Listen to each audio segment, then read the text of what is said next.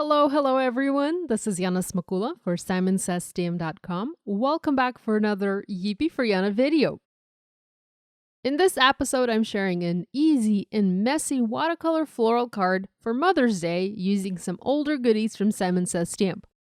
I know how much you enjoy watching tutorials using not only new but also older products, so I'm hoping you will find this video useful.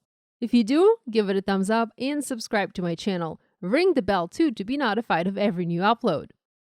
The main stamp set I'm using today is the Sketched Flowers 6x8 clear stamp set by Simon Says Stamp. And here I have it already mounted on the lid of my Misty stamping tool.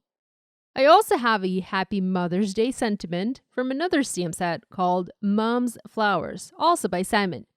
You'll later see me use a sub-sentiment from here, another sentiment for the inside of the card, and also a coordinating die from this set.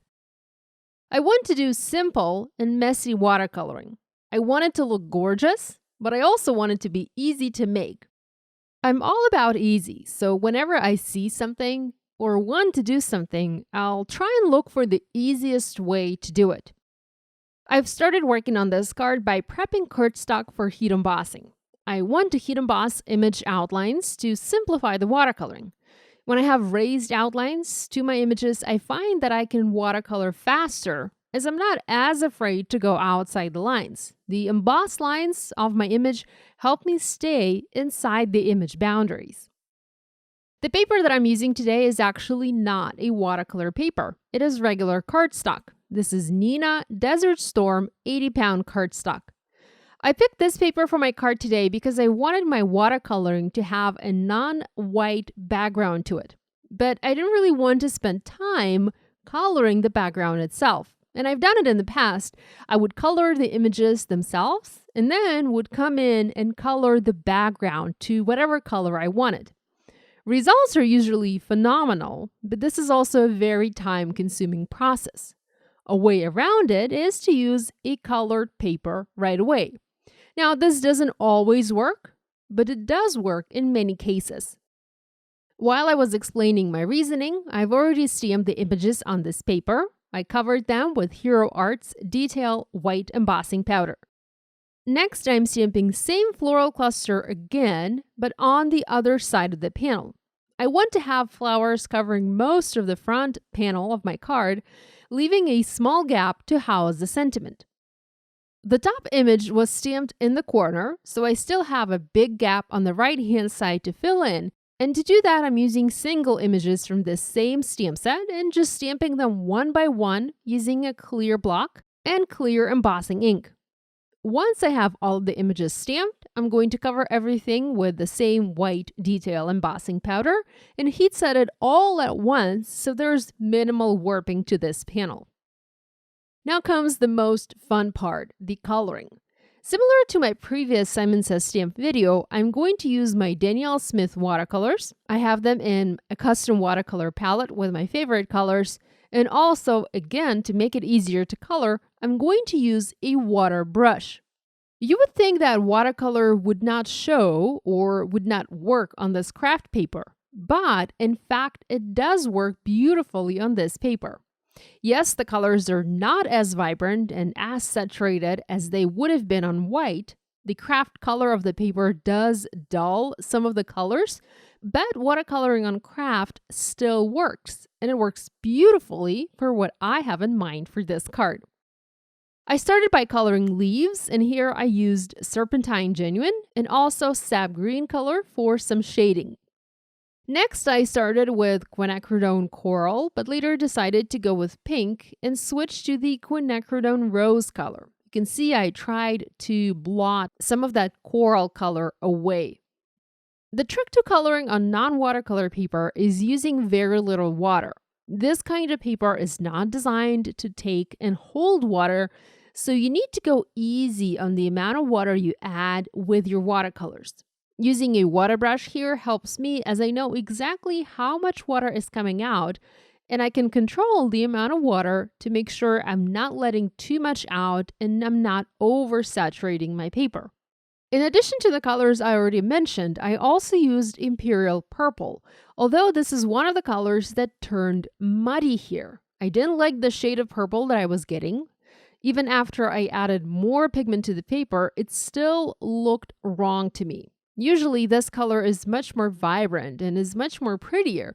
So in the end, you will see me color over these flowers using a phthalo turquoise color. And these flowers will end up being dark blue with a faint green tint to them. So be prepared.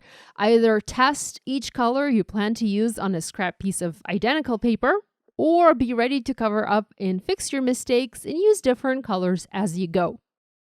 For the yellow flowers, I used mostly cadmium yellow medium and quinacridone gold.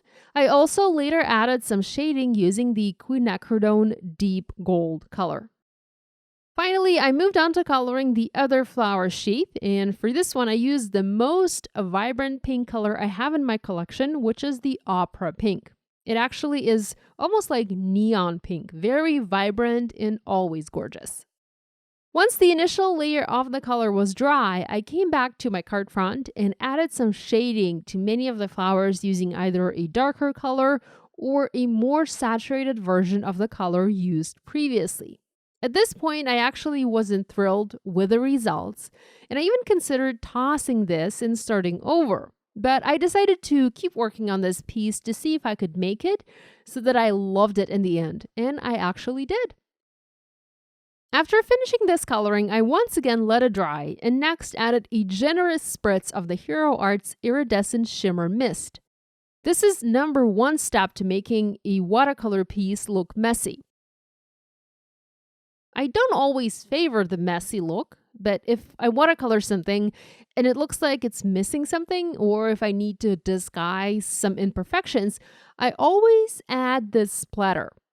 Next, I use some white acrylic paint. I have a little bit here on the clear block. I diluted it with water and also splattered onto the card rather heavily. Sometimes this is very scary to do, especially if your coloring is impeccable. You might think that you will ruin your piece, and I do have those thoughts as well. And I often skip adding splatter in cases like that.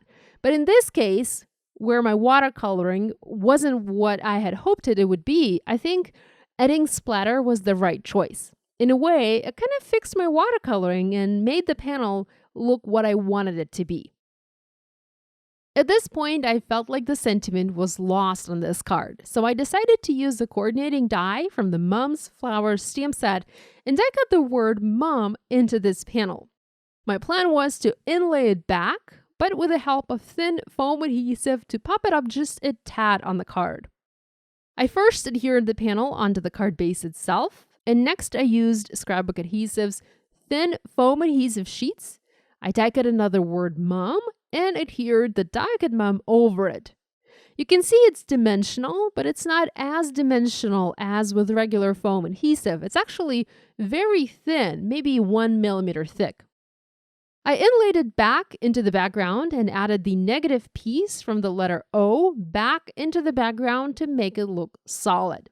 The word Mom here is actually nearly invisible, and that's the look I wanted to get. I didn't want that die cut word to be too prominent on the card. Next, I white heat embossed a sub-sentiment on a strip of hot pink cardstock and foam mounted that onto the card under my Mother's Day sentiment. Finally, I thought I would outline the die cut letters to help them stand out at least a little bit on the card. The coordinating stamp is a solid one, and while I could have used this stamp, it would have been very easy to do, I didn't really want to have a solid stamping on these letters. I only wanted to have an outline. So I drew an outline myself using a white pen. This ended up looking like the Mom outline was positioned under all of the florals on the background as if it was masked. Now, the messiness of this card disguised any of the imperfect hand-drawn lines on the word Mom and helped them blend and become a part of the design. Had this been a clean watercolored card, I probably would not have drawn these lines myself, as I would have been too afraid to mess it up. I also used a few sequins from my stash to add some sparkle to the card front, and finally stamped another message on the inside of the card. This is something I rarely do, but I'm trying to do it more often. I hope you'll give this idea a try using these or maybe other stamps and dies from your stash. If you do, remember to share online and tag us on social media. We always love seeing what you guys are making. On the screen, there is a link to a playlist with all of my videos featuring Simon Says stamps.